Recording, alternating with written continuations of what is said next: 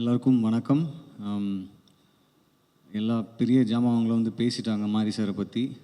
So நான் அந்த படத்தை பார்த்த ஒரு ஆடியன்ஸாக இங்கே சில விஷயங்கள் ஷேர் பண்ணிக்கலான் இருக்கேன். ஸோ படத்தை பார்த்துட்டு நேற்று தான் படம் பார்த்தோம். படம் பார்த்துட்டு வெளியே வரும்போது மாரி சார் இருந்தாங்க. எனக்கு என்ன ரியாக்ட் பண்ணுறதுன்னு தெரியல. ஏன்னா அவ்வளோ கொஞ்சம் என்ன சொல்கிறது, ரொம்ப பாரமாக இருந்தது. சார் இந்த இவ்வளோ நெருக்கமான ஒரு விஷயத்தை, இவ்வளோ ஒரு உருக்கமான விஷயத்தை வந்து எப்படி சார் அதை தாங்குறீங்க அப்படின்ற மாதிரி கேட்டேன். ஸோ அப்போது அவர் எதுவுமே சொல்ல, 30 வருஷம் ஆச்சுப்பா அப்படின்னாரு. அந்த 30 வருஷம் ஆச்சுப்பான்னு சொல்லும்போது அதில் ஒரு உண்மை இருந்தது. அந்த உண்மை தான் இந்த வாழை அப்படின்னு எனக்கு தோணுச்சு. ரியல் இஸ் ஆல்வேஸ் பியூட்டிஃபுல் சொல்லுவாங்க. ஸோ அப்படி ஒரு ரியலாக அவர் லைஃப்பில் நடந்த ஒரு விஷயத்தை வச்சு இவ்வளோ பியூட்டிஃபுல்லான ஒரு படைப்பை கொடுத்ததுக்கு வாழ்த்துக்கள்லாம் சொல்ல வயசெல்லாம் இல்லை. ஸோ நன்றிகள் சொல்லிக்கிறேன். தமிழ் சினிமாவுக்கு இப்படி ஒரு படைப்பை கொடுத்ததுக்கு தேங்க்யூ மாரி செல்வராஜ் சார்.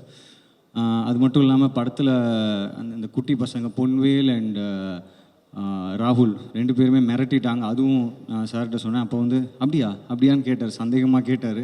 என்ன சந்தேகமாக கேட்குறாரு அப்படின்னு யோசித்தேன். என்னை பொறுத்த வரைக்கும் அவர் கண்களுக்கு அவங்க வந்து நடிக்கலை, எல்லாருமே வாழ்ந்திருக்காங்க அப்படி தான் நினைக்கிறேன். அதே மாதிரி கலையரசன் பிரதர், அப்புறம் அந்த அம்மா கேரக்டர் பண்ணவங்க, அதுக்கப்புறம் அழகிய லைலா, அவங்கள எங்கே இருக்காங்கன்னு தெரில, அவங்க நிக்கிலா, எல்லாருமே ரொம்ப எக்ஸ்ட்ராடினரியாக இருந்தது. அப்புறம் நான் சந்தோஷ் நாராயணன் பிரதருடைய big fan of his work.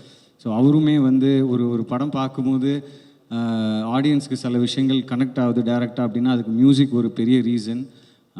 அவருடைய குக்கு படம் ட்ரெய்லர் ரிலீஸ் ஆகும்போது இப்படி ஒரு அன்கன்வென்ஷனலான ஒரு மியூசிக் கொடுத்தாரு அப்படின்னு சொல்லி நான் யோசிச்சது உண்டு.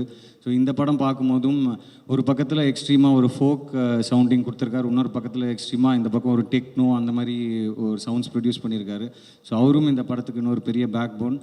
அது மட்டும் இல்லாமல் cameraman sir, art director sir, இந்த படத்தில் ஒர்க் பண்ண எல்லாருக்கும் என்னுடைய வாழ்த்துக்கள்.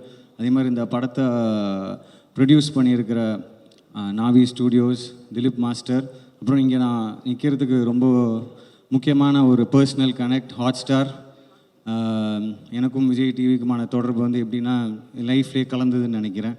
ஸோ இது ஒரு ஃபேமிலி ஃபங்க்ஷன் மாதிரி. அவங்களுடைய முதல் குழந்தை என்னுடைய brother well-wisher Pradeep sir, Bala sir, Krishnankutty sir, உங்கள் எல்லாருக்கும் என்னுடைய வாழ்த்துக்கள். ஆகஸ்ட் 23 இந்த படம் ரிலீஸ் ஆக போகுது. தியேட்டரில் பாருங்கள். தியேட்டரில் பார்த்து நிச்சயமாக நீங்கள் என்ஜாய் பண்ணுவீங்க. ஏன்னா நிறைய இடத்துல சிரிக்க வச்சுருக்காங்க, நிறைய இடத்துல நெகிழ வச்சுருக்காங்க.